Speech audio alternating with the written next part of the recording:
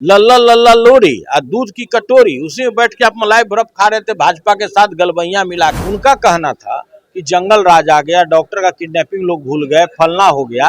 तो भाई वो आप हमको बोल रहे हैं कि हमारे राष्ट्रीय अध्यक्ष को बोल रहे हैं कि मेरे दल को बोल रहे हैं, और वो भी बोलते समय आपको शर्म हया नहीं आया कि भाई आप भी उस समय उसके पार्ट थे, आप उस कैबिनेट में मिनिस्टर हुआ करते थे, लालू जी के मिनिस्टर में आप सबसे क्लोज थे। डॉक्टर का किडनैपिंग होता था, जंगल राज था, तो इससे भी कोई हया बात हो सकती है क्या इस राज्य के लिए? उन्होंने कहा कि मैं बीजेपी की भाषा बोल रहा हूँ। जिस तरह से हम लोग शरीर का वस्त्र बदलते हैं उस तरह से तो आप पार्टी बदलते हैं भाई, लेकिन आप तो पूरे बिहार को गद्दारी सिखा रहे हैं। आपके दिल की बात जवान पर आ गई, आप तो आज कह रहे हैं कि जंगल राज, आप कह रहे हैं कि राबड़ी देवी। ये आपका भी नाम एक हत्याकांड में जुड़ा था कि देखिए आपका मकान शीशे का बना हुआ है, आप उलझने की कोशिश हमसे मत कीजिए। कम से कम आप ईडी से बच जाइएगा, सीबीआई से बच जाइएगा, इनकम टैक्स से बच जाइएगा, आप सुनील सिंह के नजरों से नहीं बच सकते।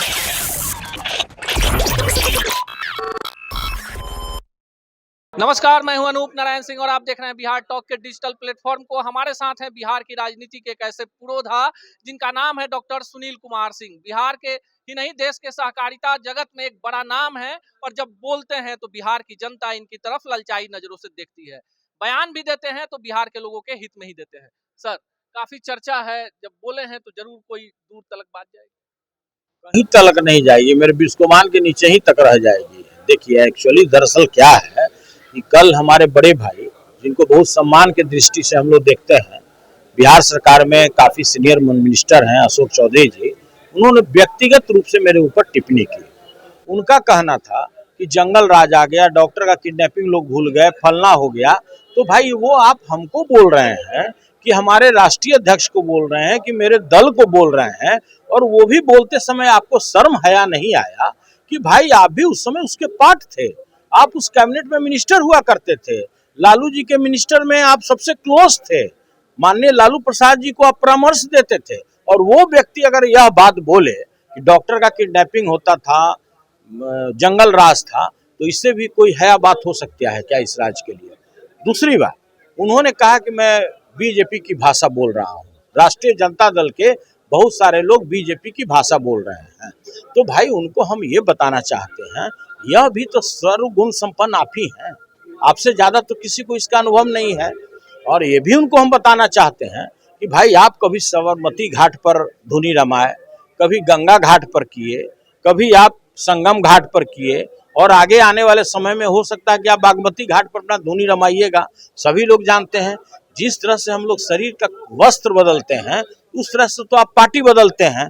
हाल के दिनों तक ही लल्ला लल्ला लोरी और दूध की कटोरी, उसी में बैठ के आप मलाई बर्फ खा रहे थे भाजपा के साथ गलबैया मिला के, और दूसरे से बोलते हैं कि भाजपा की भाषा बोलता है। तो हे परमात्मा, हम लोग तो कभी भी आज तक, हम लोग के परिवार ने यह संस्कार ही नहीं दिया, हम लोग का संस्कार ही नहीं है कि किसी के साथ गद्दारी करें, किसी के साथ रहें तो उसकी गद्दारी करें भाई। लेकिन आप तो पूरे बिहार को गद्दारी सिखा रहे हैं।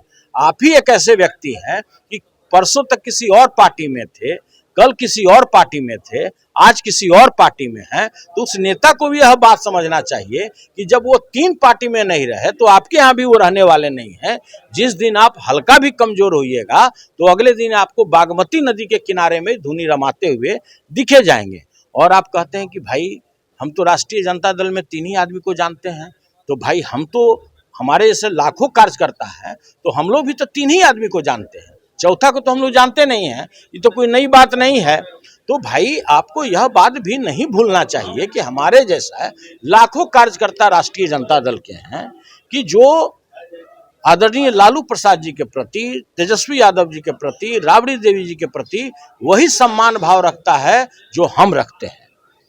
आप कहते हैं कि भाई राबड़ी जी के बारे में आपके हाल के वर्षों में, पिछले सदन में लोगों ने देखा है कि बिहार के जो प्रथम महिला मुख्यमंत्री है उनके बारे में आपने कैसे अमर्यादित शब्द का प्रयोग किया।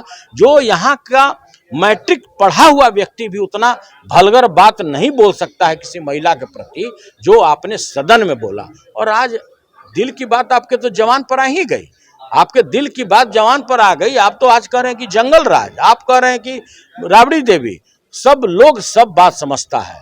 और हम यही अपने बड़े भाई को सलाह देते हैं कि कभी भी व्यक्तिगत टिप्पणी से आप बचिए, क्योंकि एक समय था कि आपका भी नाम एक हत्याकांड में जुड़ा था, आपके भी हाथ खून से सने हुए थे।